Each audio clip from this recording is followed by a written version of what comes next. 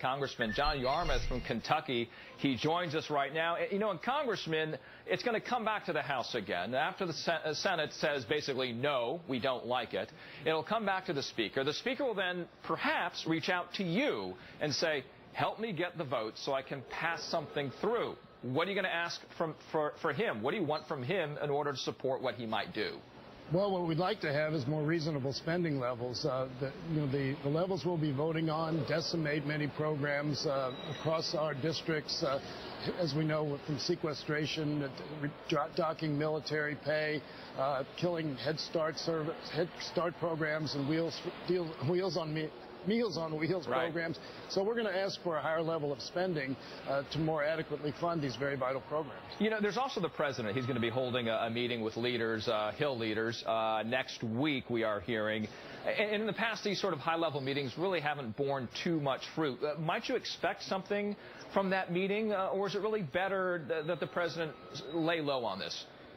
Well, I think, you know, the tendency is to just kind of sit back and watch the Republicans cannibalize each other. But I think that would be irresponsible. I think the president ought to become engaged.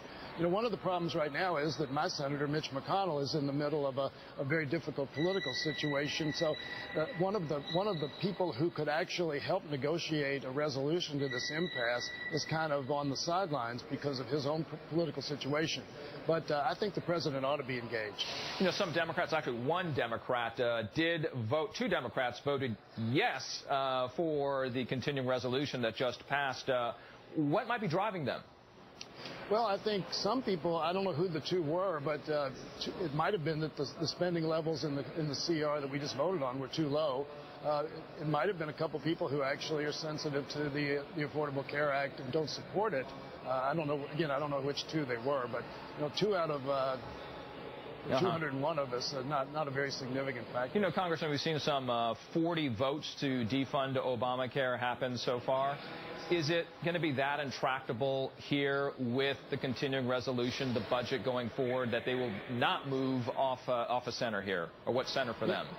Well, you know the definition of insanity, doing the same thing over and over, expecting a different result. So 41 times they did it. They litigated it when it was debated initially. They litigated it during the presidential campaign last year and lost.